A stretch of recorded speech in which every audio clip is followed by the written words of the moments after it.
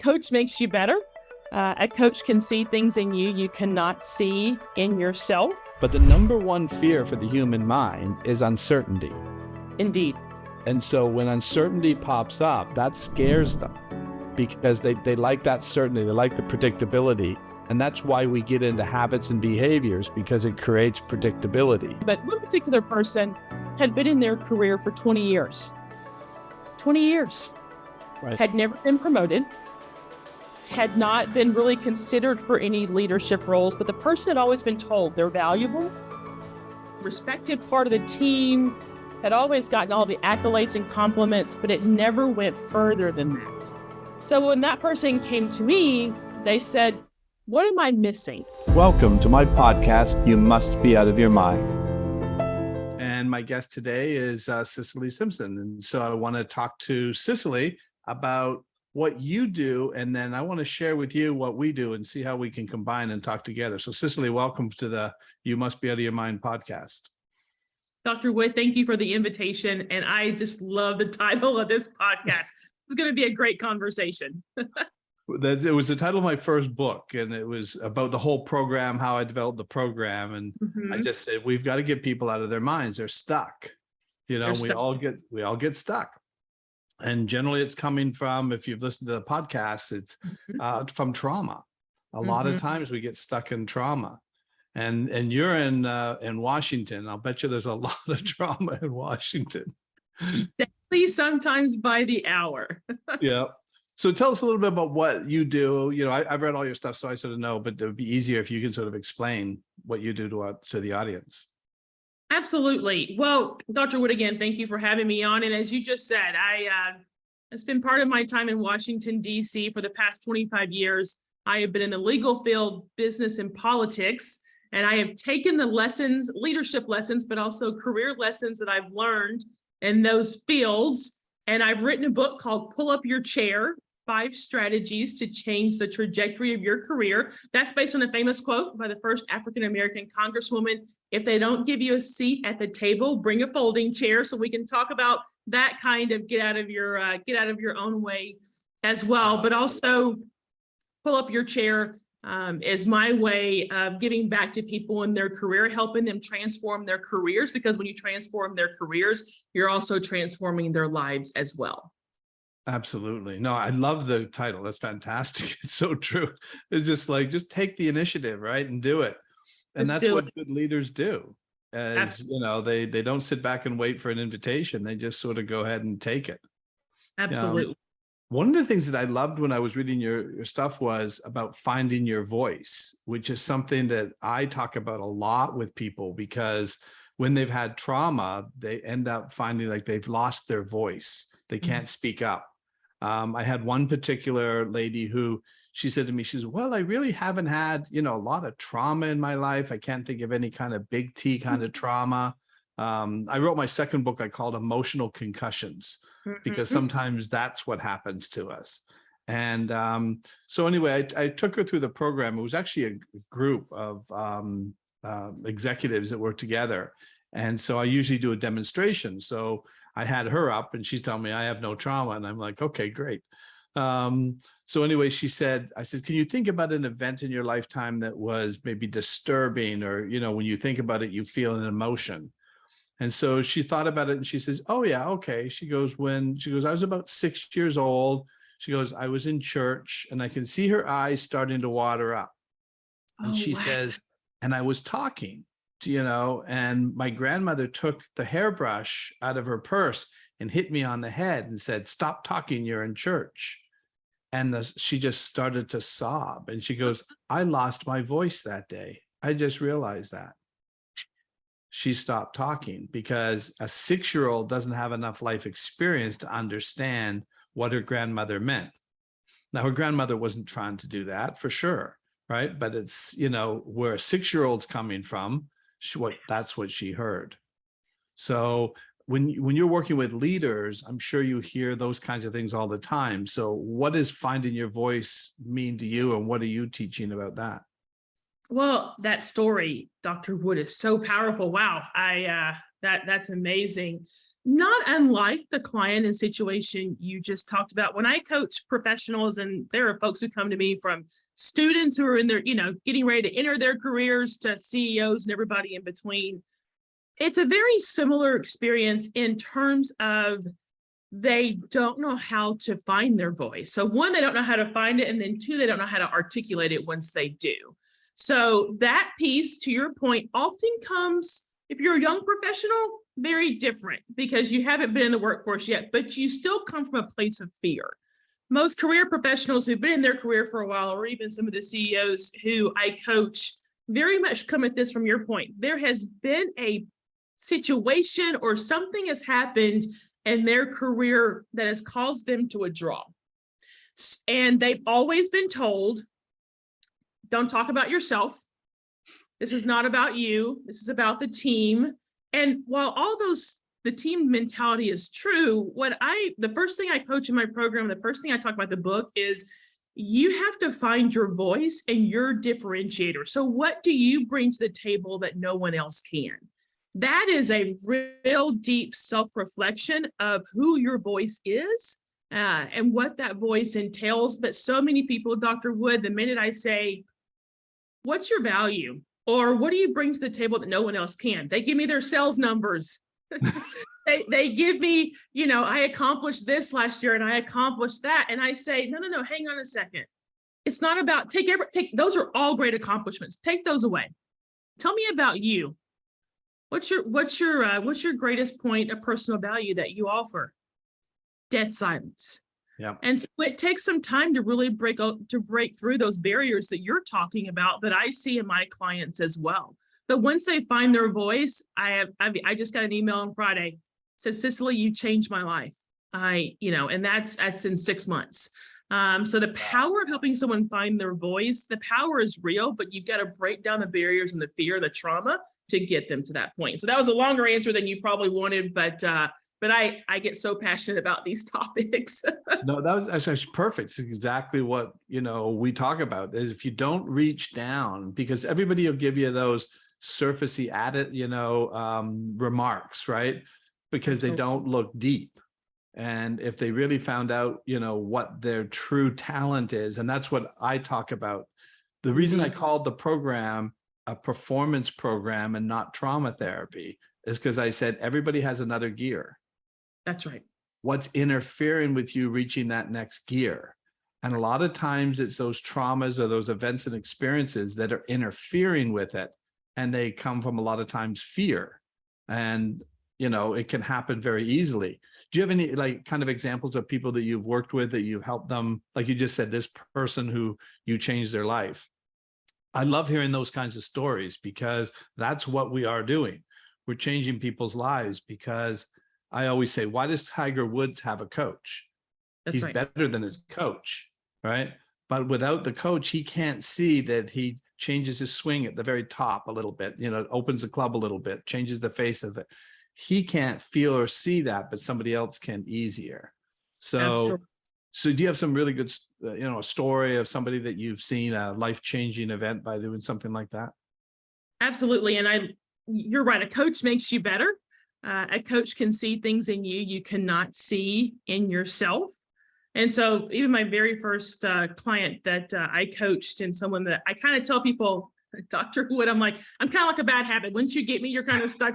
So folks that I've worked with, initially are still clients and we still work together, because obviously we're on a journey here. It's not a one and done, but the journey is ongoing. But one particular person had been in their career for 20 years, right. Had never been promoted, had not been really considered for any leadership roles, but the person had always been told they're valuable, respected part of the team, had always gotten all the accolades and compliments, but it never went further than that. So when that person came to me, they said, what am I missing? I'm great. I've been told I'm valued, but everything I've ever tried to do in terms of leadership or moving up in my career, or feeling like I need to reach the next level, to your point, that next gear, why can I not get over that hurdle? And it very much started with the conversation that you and I are having about, okay, well, we got to peel back some of those layers. because what you're telling me is one piece of the equation, but my guess there's a lot more going on, both in terms of yourself, but also the folks you're working with. So once we kind of dug in and really got deep into that person's value, what their voice is, what is the impact they're trying to have. And then I'm Dr. Wood, I'm very big on when I coach clients, not only help them with the breakthrough, but the language they need. So help them actually find that tangible voice and the language they should be using to articulate that. And so once we did that, that person came to me and said, okay, I have my moment. There's an opening for a manager role. I want to apply for it. Like, I feel like you've helped me find my voice. I want to go for this role. And so we did a quick phone call. You know, what are you going to say? How are you going to position yourself? You have your value statements. I call them your you list. You have your you list ready. You're ready to go forward. And that person came back to me and they articulated their value, had the conversation with the hiring manager, and they got the job the very next day. And all of that happened in the span of about 2 months, Wow. 2 to 3 months. So that to me was one of those breakthroughs. I mean, I could tell you many other stories, but that was one of those breakthrough moments where they took the coaching, but they were also willing to do the hard work. And, you know, Dr. Wood, I'm going to sort of open up a can of worms here. There are some folks who come and say, I'm stuck in my career. I don't know what's next for me. And then we kind of roll up our sleeves and start to peel back the layers, and then they stop because they don't want to do the work. Yes. And that's where the fear sets in. And they want to know what's next, but they want me to tell them. They don't want to do the introspection and work themselves. And that's when we start to kind of hit a healthy tension there of, I need you to be all in and bought into your future success and potential, but I can give you the how. I can't give you the who, the what, or the why. Yeah, that's great insight, because it's true. A lot of people, but the number one fear for the human mind is uncertainty. Indeed. And so when uncertainty pops up, that scares them because they like that certainty. They like the predictability. And that's why we get into habits and behaviors, because it creates predictability. We don't have to think about it. We just do it. Even if the habit and behavior is not healthy, is not good for us. Indeed. And so it's one of the things that we work on. So Cicely, what I talk to them about first is we have two memory systems. Humans have two memory systems. We have explicit memory, the way we store all the details about events and experiences. We have to get that cleared up first, because if there's traumatic memory, then that's going to continue to loop. That activates the nervous system on a constant basis, which affects health. And so we work on that first. And then the second thing, which is what you were just talking about, is now they have to do some work to change the habits and behaviors. And so I give them a series of audios that are focusing on making changes, because people, that's the biggest problem people have, is they get comfortable, even though it makes no sense, right? And they consciously know it doesn't make any sense, but the subconscious mind likes that certainty. And so when you say, okay, you got to make some changes, it's tough for them to get into that. So they have to listen to the audios to make the changes. So one of the ways that I do that is I say, I want you to start making inconsequential changes, because you're training the mind to start learning how to make changes. And so brush your teeth with your left hand if you're right-handed, right? Pour your coffee, use your coffee cup in your other hand. All the little things that you can start doing starts reinforcing that change is okay. And then once they start making some changes, then the bigger one doesn't seem as monumental. Exactly. Yeah. Exactly. Intentionality. Yep. Yep. And they have to become intentional if they want to make the changes. So, so I work with professional golfers, and these people are the, supremely disciplined athletes. I mean, just to get, you watch these guys, these professionals play, and you go, oh, how'd they miss that putt, right? They're so good.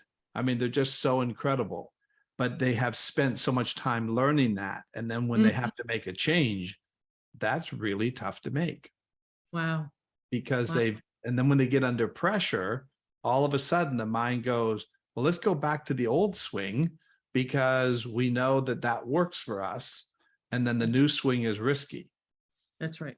So I had an example of, I had a friend of mine who I play golf with all the time, and I got a new set of clubs. And so the pro said, well, I'll give you a lesson with the clubs. And I went, sure, why not? So I took the lesson, and so he videotaped me, and he said, he says, I've got one little change that I would make. He says, do you want to hear what I would suggest changing? And I said, okay, that's fine. Give me the change. So he told me what the change was. And I said, okay, I know that I'm going to have to repeat this a lot in order to get it to become a part of my program. So I was playing that weekend with my friend, and I said to him, I'm not keeping score. You can keep your score, but don't keep my score, because I want to practice this swing, right? So I'm playing, and I noticed that at about the third hole, he's written down my scores. I said, no, I don't want you to write my score. I don't want to be thinking about my score. And he's going, oh, well, I'm just keeping it for mine. And I said, don't do it. Stop keeping my score. We get to the ninth hole, and I see him secretly writing. He wanted to beat me, right? So he's still writing my scores down. I said, what you don't understand is if you tell my mind I'm in danger, that I'm going to lose, it's going to want to go back to what it knows how to work. I said, That's I right. want that out of my mind. I don't want to be, that's why get out of your mind, right? I don't want to think about that. Absolutely. Wow. Yeah. I need some golf lessons from you guys. Golf is the hardest game. It really is. And one of the things that I work with, you'll probably love this, and this is probably applies to a lot of the CEOs and people that you work with as well, is I'll ask the golfer, I say, do you think you need to be confident to play good golf? Ooh. And they'll all tell me the same thing. Yes, I think I need to be confident. And I said, what if I told you you don't need to be confident to play good golf?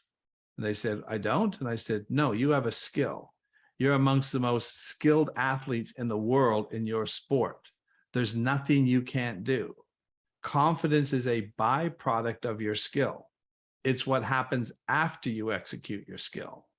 If you put it in front of your skill, I'll guarantee you your confidence is going to leave you at times. And then you're going to be worried about getting your confidence back instead of just relying on your skill.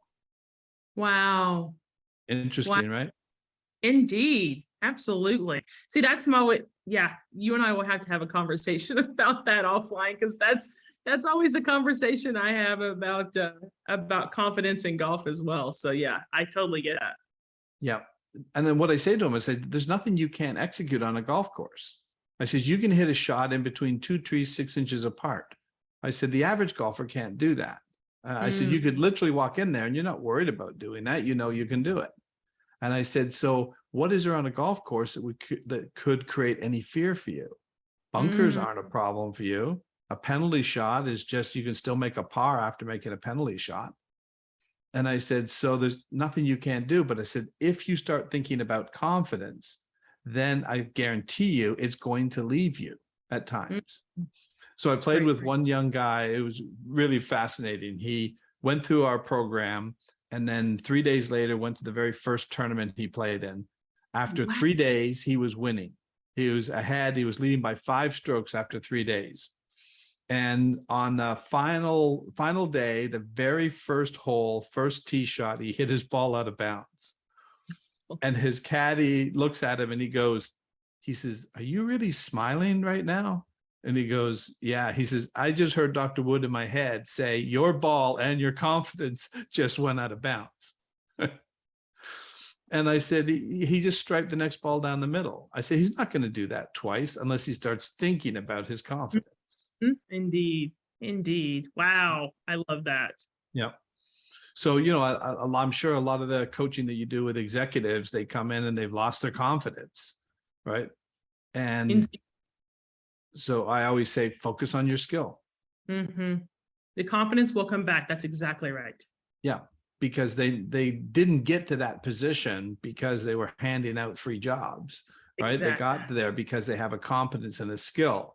But when we start to, you know, make a few mistakes or something goes wrong, then all of a sudden we start thinking about it too much as opposed to just trusting our skill. Exactly. No, you're exactly right. I see a very similar experience. Dr. Wood, sometimes after people lose their jobs, so right now, you know, we find ourselves in some economic uncertainty and anxiety, some trauma to our earlier point. Sometimes that confidence is shaken and or lost by virtue of some event in the workplace, whether that's a job loss or somebody's on a performance improvement plan or, you know, whatever that may look like. And so you're right. It's kind of knowing that it's still there, it's just been shaken. So how do you restore that confidence, but lean on that skill to keep moving forward while you're rebuilding the confidence and bringing it back? So very much, I see the very same thing. It manifests itself in different ways, but same premise, indeed. Yeah, and it can happen so easily, and that's why I always say to them, don't rely on it. Always remember that you have skill, Mm-hmm. and your skill doesn't go anywhere, right? You didn't lose your skill, right? That's right. You can lose your confidence, but you don't lose your skill. That's right. And it really changes the way they look at it. And it's That's especially, are you a golfer? You sound like you're a golfer. I'm going to admit something. I live on a golf course. I don't play golf. What? And you live on a golf course? I do. I just moved last year, and I live on a golf course. And I don't know, 15th hole or something. Someone told me, and I don't play golf because I'm too. And you're going to coach me after this over, but it's all about my competitive spirit. And I have a softball swing, Dr. Wood. So the golf swing, I've had a couple of pros give up on me because of my swing. Oh my gosh! But you can learn the swing. See, Right. I need therapy and trauma session as well. See, the pros have left me alone because I can't get rid of my swing. So you can already tell where I'm going with this story. Well, I love the famous, I don't know if you ever heard this, the Ben Hogan statement. He was playing with an amateur in one of the pro-ams, and the amateur was not very good. And so he said to Ben Hogan, he says, do you have any advice for me? And Ben Hogan says, I do. He says, take 2 weeks off and then quit. Guilty. That would be the advice for me as well. Yeah. But golf is by far the hardest sport. The Indeed. precision in it is very difficult. That's why when you see these guys and how good they are, they're just phenomenal athletes to be able to do what they can do. And we look at it and we go, oh, it looks like the average golfer, but it's not. They're playing golf courses that are way tougher than we play.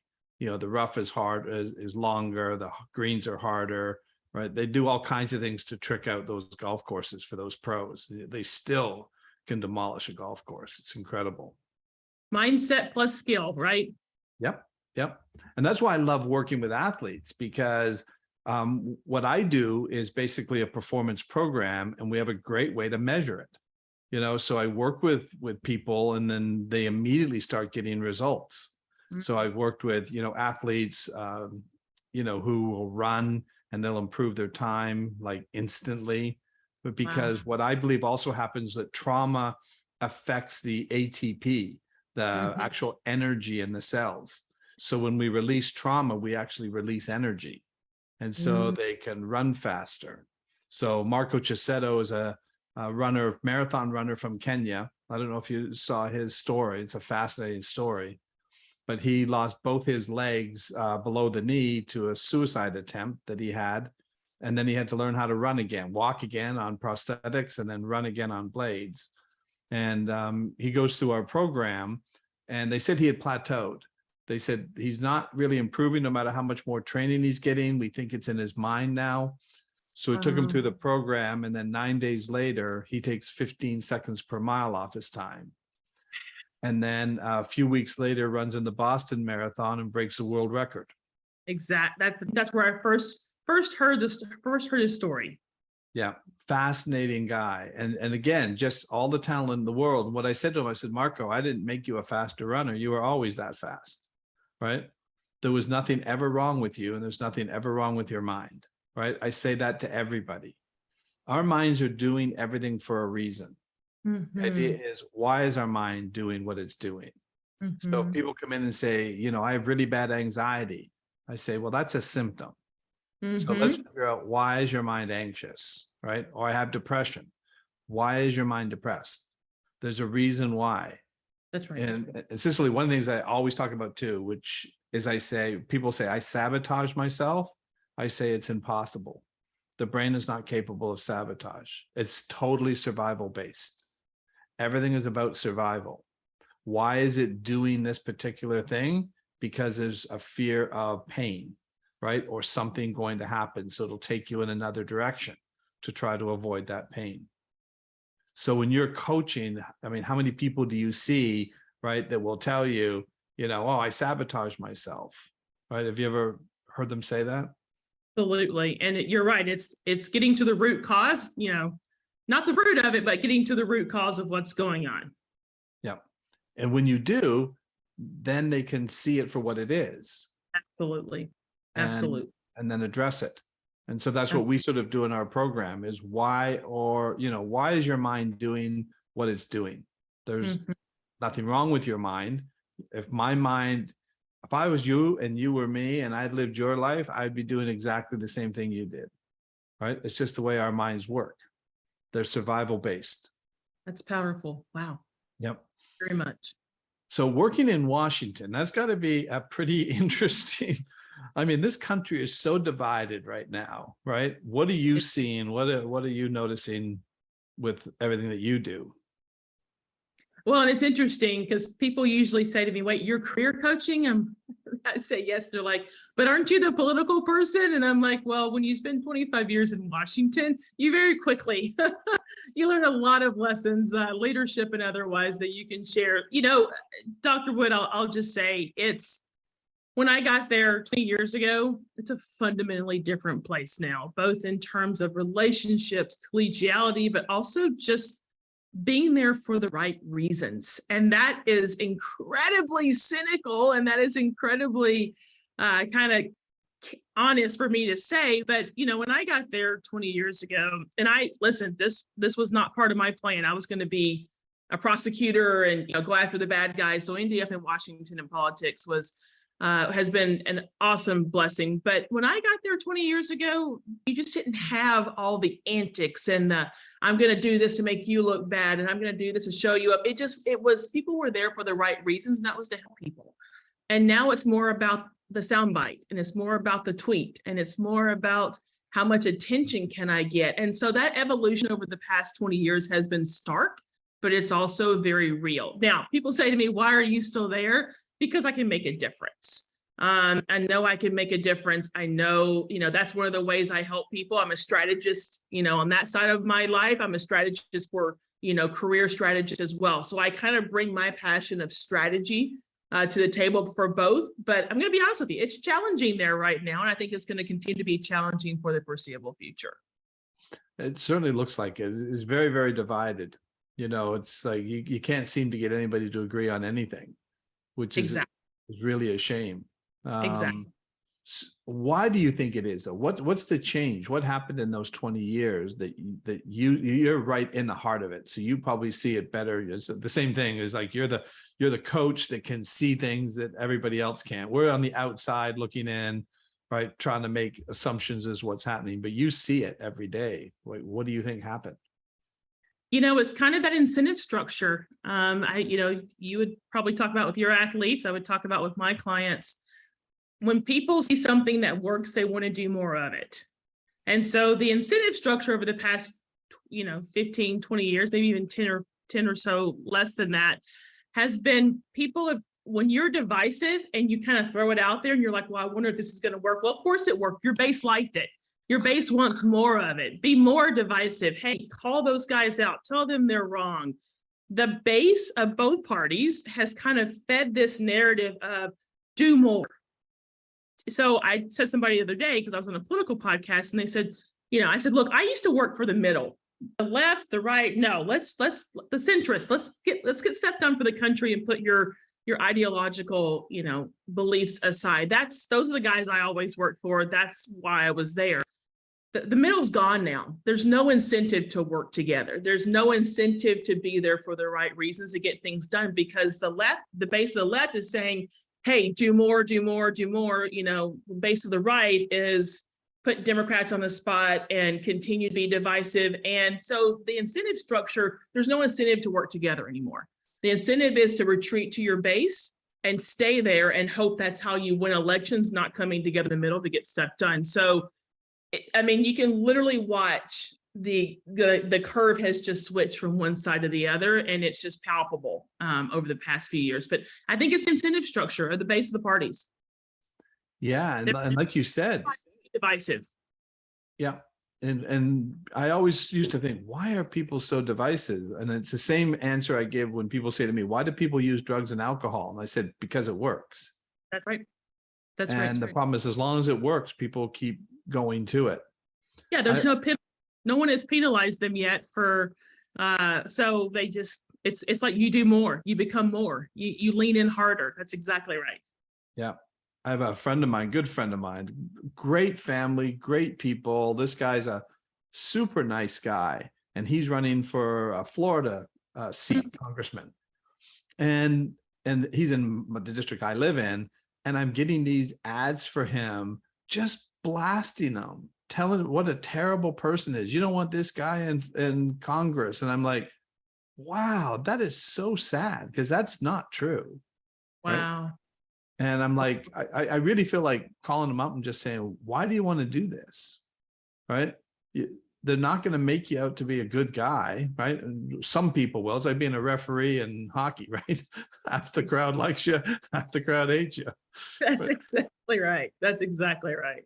But it's election year, so even the divisiveness becomes even more exacerbated, this year, and then people kind of retreat and go back, and then we start the presidential in January or February. I mean, it's a constant cycle that's being fed, that narrative of the incentive structure. So it just never stops. It's just constant. Well, you sound very much like me. You're an optimist, because I loved what you said when you just said you feel you can make a difference. That's why you're there. So what are you doing? What are the kinds of things that you feel are important to do? What can you do to make a difference there? In Washington? Or anywhere. So what's important to you in making a difference in people's lives? I mean, Washington as well, if you want, but. Well, and that's kind of where I even started, Dr. Wood, in my legal career, was why do you want to do this? Why I want to make a difference? And people say, well, everybody says that. But when you can tangibly see, I mean, even years ago when I first got to DC, one of the very first things we worked on were saving historically black colleges and universities because they were cratering from financial ruin. Well, when you can work on a bill for a couple of months and you can actually get it passed and signed into law, and I thankfully had bills signed into law by each of the 4 presidents, you actually see the tangible results that now you're making a difference in people's lives. And that's honestly equating that to kind of career coaching and walking alongside people in their career journey. It's the same thing. You see those aha moments. You see that breakthrough that you talked about and I talked about in terms of when they've done the work, when they break through the trauma, when they see that they have they're amazing. And I tell people, I can see potential in you. You can't see yourself. I believe in you. My job is to help you believe in yourself and reach whatever that goal is. So I very much come at this, and each job I've ever had, kind of things I get involved with, even my board volunteer work that I do. I believe in a cause, and I have to get behind a cause and work to help people reach that logical conclusion, whatever that may be for them. And so that's where I really find my inspiration, is waking up knowing that, it's incremental progress every day, but it's progress nonetheless. Well, you've been there a long time in Washington, and you've got this great attitude. I just love your personality. I can see why people are attracted to you to work with you. I mean, you just bring that out. I can see it. And I'm really happy to have met you, and I'm sure we can probably do a lot of things together. I hope so. And listen, thank you for this conversation. Those are very kind words, by the way. As you can tell, I get very energetic You do. about the opportunity. Awesome. Washington, but also the blessing of a lifetime that I have now to be able to coach people in their careers. Dr. Wood, I've been blessed with a lot of opportunities. I've switched careers and industries multiple times. To be able to bring that forward now to help someone on their journey so they're not walking it alone is an absolute, like I said, blessing of a lifetime, and I'm loving every minute of it. And that's what I love what I do. We just see people's lives totally change, from some of the biggest traumatic events, from Boston Marathon, the Vegas shooting, people like that who their lives have completely changed, after going through the program. It's incredible to watch, and the transformation and just the healing. And our whole program is basically pretty quick. It's a 4-hour process that I take them through. And basically what we're doing is resetting, where it's all coming down to, Cicely, is memory. It's memories creating glitches and error messages. And what I found is that they're not really treating it the right way. They're teaching people to live and manage and cope with these memory issues, or, what they'll call post-traumatic stress. And what I'm saying is the reason you're having post-traumatic stress is because your mind is looping through the trauma and it's activating your nervous system on a regular basis. So the key in what I do is I'm able to get that memory that is being stored in high definition, very bright and intense, to reset. And so the way I explain it is we're going to do the opposite of what they did with the Wizard of Oz, where they take it from black and white to color. We're going to take it from color to black and white. And then the mind stops responding to it. So this glitch and error message that I'm talking about is happening because the mind is calling for an action. And so what I always explain to somebody is if you want to know if trauma is having an effect on you, I said, if you think about something that happened to you 1 year, 5 years, 10 years ago, and you feel an emotion, right? Your mind is calling for an action. The purpose of fear is to escape a threat. The purpose of anger is to attack a threat. So if you get scared when you think about something that happened to you when you were a child, that means it's active. The mind is trying to get you to do something to get out of danger, but it's not possible. So if your mind keeps calling for an action that isn't possible, you can see how that's going to have a major effect on somebody's life. And they get stuck in that loop. Absolutely. And so the good news is we can fix it. It is. Yeah, and I very much share that. I tell people fear stands for face everything and run, or face everything and rise. You actually have a choice. That's true. Yeah. But a lot of times what happens is they get stuck in that loop, and until they can get out of that loop, it's very difficult, right, to do it. And so that's the loop keeps running, keeps activating their nervous system, which is then going to affect their health. And so that's really how I developed the program, was because my daughter developed Crohn's and which is autoimmune, and a second autoimmune called idiopathic pulmonary hemosiderosis, and where her lungs would start filling up with blood. And that was what's prompted me to start looking for answers. And the answer wasn't to manage it, because that's what they kept telling us, manage your Crohn's, manage this hemosiderosis. And I said, why aren't we fixing it? I said, if you went to your dentist and you had a toothache and your dentist just took out a needle and numbed it and then said, okay, here's a pamphlet on how to live with toothaches, right? You'd find another dentist. That's right. So we want to fix it. So we want to fix it. Exactly. I love that. Yeah. And we can, and that's what we're seeing. And then that changes their life, because now they can move forward without that loop running. And then that improves their health as well. And that's why, again, I call it performance. Yep. I love it. Absolutely. Your program is transformational in a lot of ways. It is. And you're doing the same thing. So I'm glad we've had a chance to meet and talk and discuss. I'm sure we'll probably have an opportunity to have you speak at something. I would love to have that happen as well. I think you've got great insight. I love your energy. It's so good, so positive, right? As I said, I think. Pardon me? You and I will have to connect further. Yes. Yeah. We'll give you a golf lesson. You got to come down to Florida and we'll give you a golf lesson. You're going to regret that, but I will accept the invitation. Very good. So tell people how to get a hold of you, or how to get in touch with you if they have an interest in talking or having you as their coach or bringing you in to speak. Sure. Well, speaking engagements, coaching opportunities, the book, podcast, it's all on my website, CicelySimpson.com. Or if folks just want to go ahead and get directly on my calendar for a call, they can reach me at connect.cicely.me. But look, like you, I'm on all the socials. People reach out to me all the time on Instagram and LinkedIn and different social platforms. So I'm readily available and able to be found on those as well. But my website's the easiest place, CicelySimpson.com.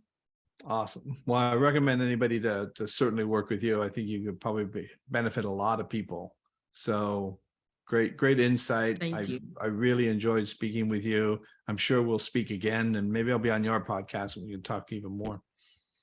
Hey, I was taking notes on you first. That's exactly right.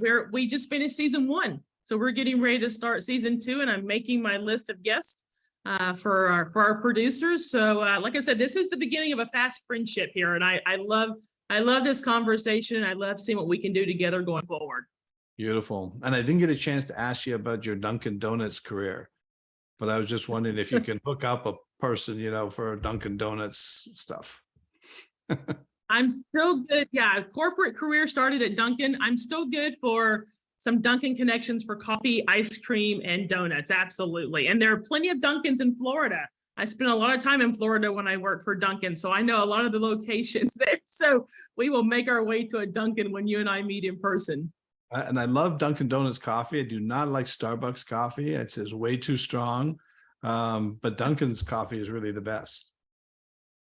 It reminds me of Tim Horton coffee. I'm originally from Canada, and it's like Tim Horton coffee. That's why I can drink it. That's right.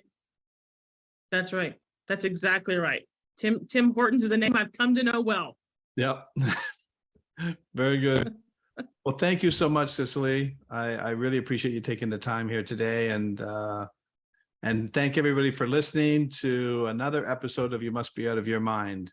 And there it is. It was really scary. Actually, the first time that happened was when I was about 14. I was in a pool, and I remember swimming, and all of a sudden I felt like I was drowning, like I couldn't breathe anymore. And all of a sudden just blood just started gushing out of my lungs. It was the first time it ever happened.